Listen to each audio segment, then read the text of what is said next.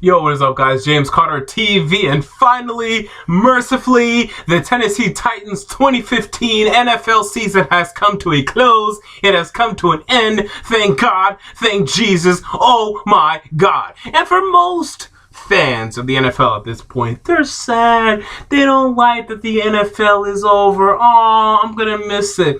There is nothing from this season I'm gonna miss outside of Marcus Mariota, who didn't play today. I mean, the only reason I watched this game was to see if we'd lose. We did good. Was to see Dorial Green-Beckham and David Cobb. I mean, that's really the only reason, because every other player I know, they pretty much suck. Jarrell Casey's good. Delaney Walker's great. Brian Orakpo has really faded, and this is a problem. And people don't want to talk about this right now, but this is really, really, really a problem. Only getting 7 sacks this season after having 7 sacks 6 weeks ago is a problem. And a lot of people aren't talking about this, but that really concerns me heading into this offseason. Everyone else pretty much sucks. I mean, that's pretty much the case. I mean, there's some people that are okay, like Avery Williamson and Parrish Cox. I mean, but really, this was an abomination. What a horrible football team was put out on the field today. But really, what I learned today was that Zach Mettenberger is a number 3 quarterback, period. I mean, this guy is not a backup. People stop. Please, I beg you. Stop saying that Zach Mettenberger is a backup. There's no evidence to suggest. Because on the other side of the field was Josh Freeman, who looked decent, who looked better than Zach Mettenberger has ever looked as the Tennessee Titans backup quarterback. And on our side was Alex Tenney, who looked better than Zach Mettenberger has looked or will ever look as a Tennessee Titans backup.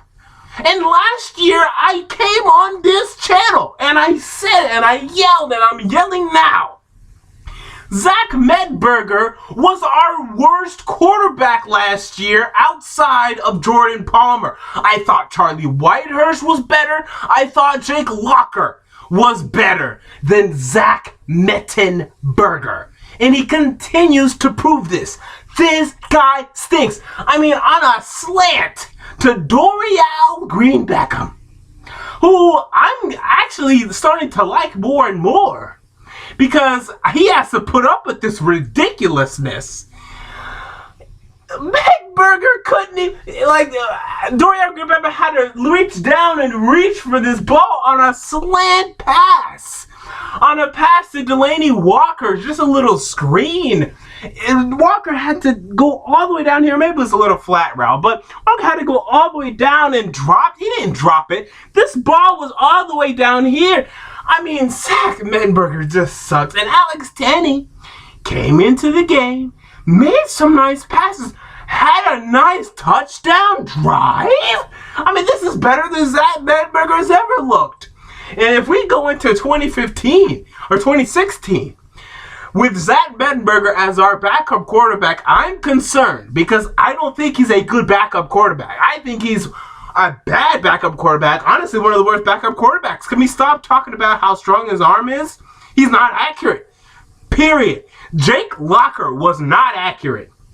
But my God, he was a better player than Zach Mettenberger is or may ever will be. I mean, this is bad, what we saw from Zach Mettenberger today. But ultimately, the Titans lost the game. Denora Cersei had a nice interception, so good for him. He's another good player out there. But really, just burn it down. And there's not a running back on this roster worth a damn. Unfortunately, this is the circumstance and this is the situation.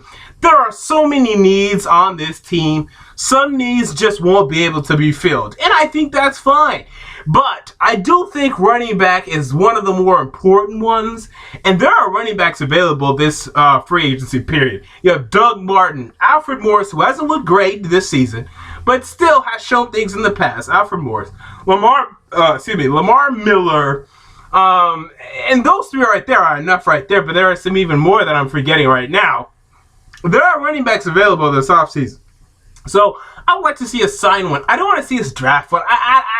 We have enough draft picks.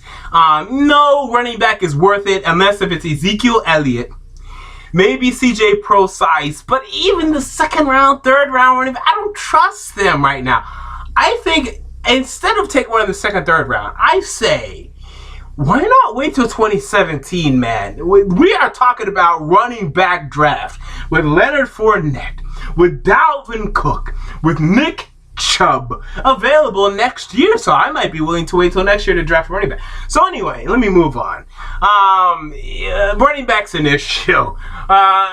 Secondary's an issue. Offensive line's an issue. And Joey Bosa, and I might make a whole video on this. This is the problem with Joey Bosa, guys, and this is a problem. And no one's gonna talk about this. I'm gonna talk about it. He is not a 3-4 defensive end, and I don't care what anyone says. I am very solid on this test. I've researched Joey Bosa. I've watched game film. This guy is not a 3-4 defensive end. Forget it. I was trying my hardest. I was trying so hard to find a defensive end, 3-4 defensive end in NFL recent history, within the past decade, that was 275 pounds.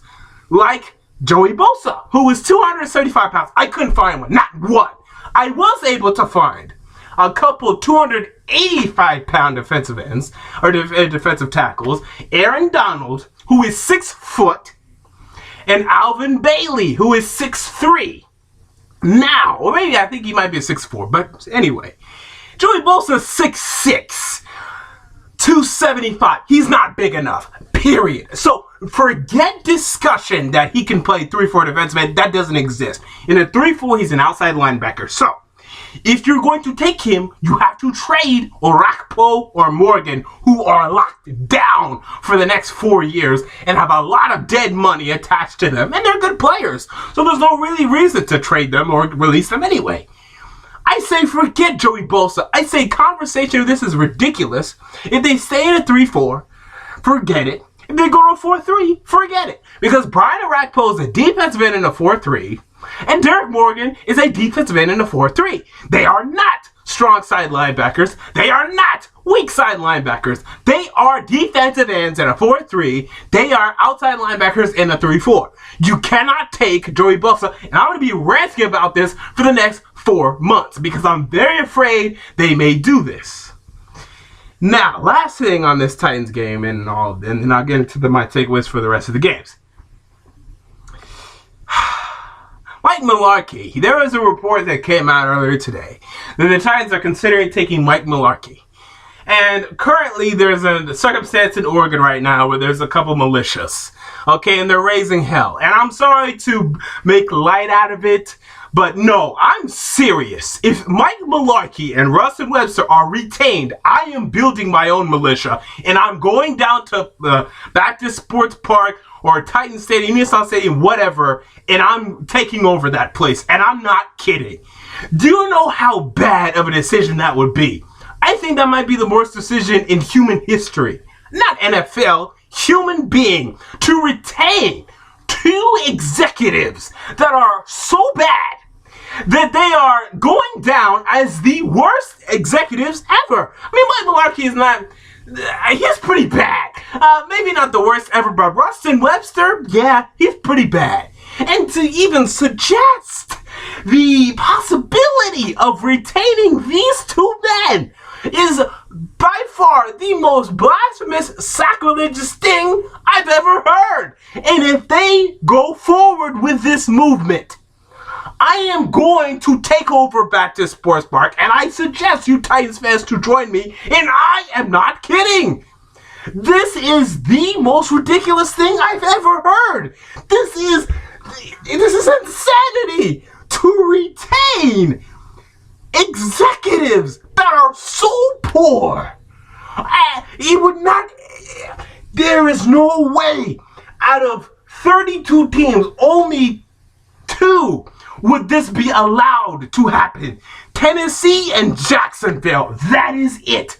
This would never happen in either the New Yorks. This would never happen in Pittsburgh, Philly, Miami, Indy, Detroit, Chicago, Atlanta, New Orleans. This would never be allowed to happen.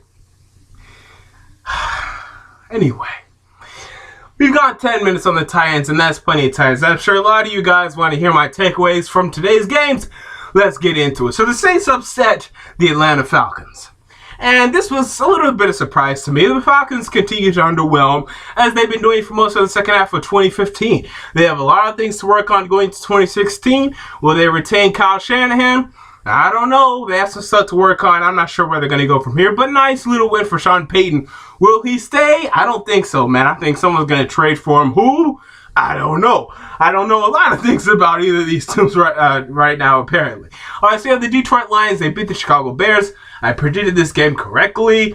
The Lions are just a better team than the Bears this season. The Bears, they had a nice little season, I guess.